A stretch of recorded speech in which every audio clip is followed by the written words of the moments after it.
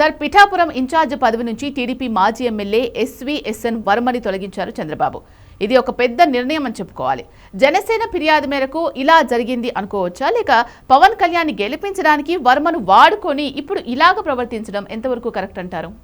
పిఠాపురంలో వాస్తవంగా వర్మ ఇండిపెండెంట్ కూడా గెలవగలిగేటంత శక్తి సామర్థ్యాలను నాయకుడు. గతంలో ఆయన కళ ఓటింగ్ కూడా వచ్చింది.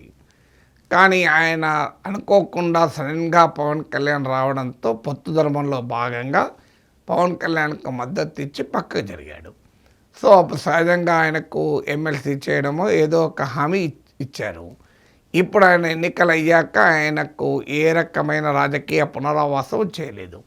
వాస్తవంగా పవన్ కళ్యాణ్ కూడా ఒత్తిడి చేసి ఆయనకు రాజకీయ పునరావాసాన్ని కల్పించాలి. ఎందుకంటే తన కొరకు అవకాశాలను వదులుకున్నాడు కదా. ఇప్పుడు పవన్ కళ్యాణ్ కనుక ఆడ పోటీ చేయకపోతే ఖచ్చితంగా వర్మనే ఎమ్మెల్యే అయ్యేటోడు. సో తన కొరకు పక్క జరిగాడు కనుక ఆ మేరకు రెస్పెక్ట్ ఇవ్వాలి. ఎన్నికలకు ముందు పవన్ కళ్యాణ్ ఉపన్యాసాల్లోనే చెప్పాడు, నా ఎన్నికల భవిష్యత్తును మొత్తం మీపైన, మీ కొడుకు జూనియర్ వర్మ పైన పెడుతున్నాను అని కూడా చెప్పాడు.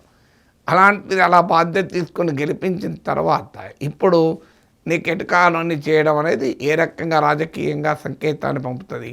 ఇలా రేపు పిఠాపురంలో జరిగితే ఇది మిగతా సీట్లలో జరగదేనేంటి? మిత్రపక్షాల ఒత్తిడి మేరకు. సో అందువల్ల తెలుగుదేశం పార్టీ నాయకత్వ క్రెడిబిలిటీని కూడా దెబ్బతీస్తుంది. పవన్ కళ్యాణ్ కూడా గౌరవాన్ని ఇవ్వదు. మరి నీకోసం ఒక పార్టీ నాయకుడు త్యాగం చేస్తే అతని పునరావాసని బాధ్యత కాదా అంటారు. పైగా నాగబాబు బహిరంగ సభలోనే వర్మను పరోక్షంగా అవమానిస్తూ మాట్లాడాడు. అప్పుడే పెద్ద ఎత్తున రియాక్షన్ కూడా వచ్చింది. అందువల్ల రాజకీయాల్లో పొత్తుల వల్ల కొంతమందికి అన్యాయం జరిగేది సహజం. కానీ దాన్ని ఏదో రకంగా సర్దుబాటు చేయడం అనేది నాయకత్వ ప్రత్యేకత కదా. సో ఇక్కడ ఆ నాయకత్వం ఆ రకమైన ఎఫర్ట్ చూపెట్టలేదంటే బహుశా పవన్ కళ్యాణ్కు భవిష్యత్తులో కూడా ఏ రకమైన పోటీ ఉండకూడదు అనేది ఒక ఆలోచన అయి ఉండాలి. రాజకీయంగా వర్మను ఐసోలేట్ చేయాలన్నది, నిర్వీర్యం చేయాలన్నది కూడా జనసేన లక్ష్యమై ఉంటుంది. దానికి టీడీపీ బలి కావడం అనేది ఆశ్చర్యం. తెలుగుదేశం పార్టీ మేజర్ పార్ట్నర్ కదా, కనీసం తన నాయకుల్ని తాను కాపాడుకోవాలి కదా.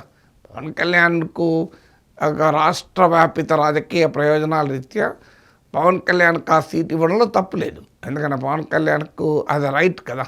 సో ఆయన గేమ్ చేంజర్గా పార్టీకి మద్దతు ఇచ్చినప్పుడు ఆ మేరకు ఆయన కొరకు ఆయన ఏ సీట్ అయినా ఆయన అడిగిన సీట్ ఇవ్వడంలో న్యాయం ఉంది. కానీ ఇచ్చినప్పుడు దాని పర్యవసనంగా నష్టపోయిన టీడీపీ నాయకుడికి ఏదో రూపంలో సర్దుబాటు చేయాలి కదా. ఆయనను తీసి పడేయడం అంటే యూజ్ అండ్ త్రో పాలసీ అవుతుంది కదా.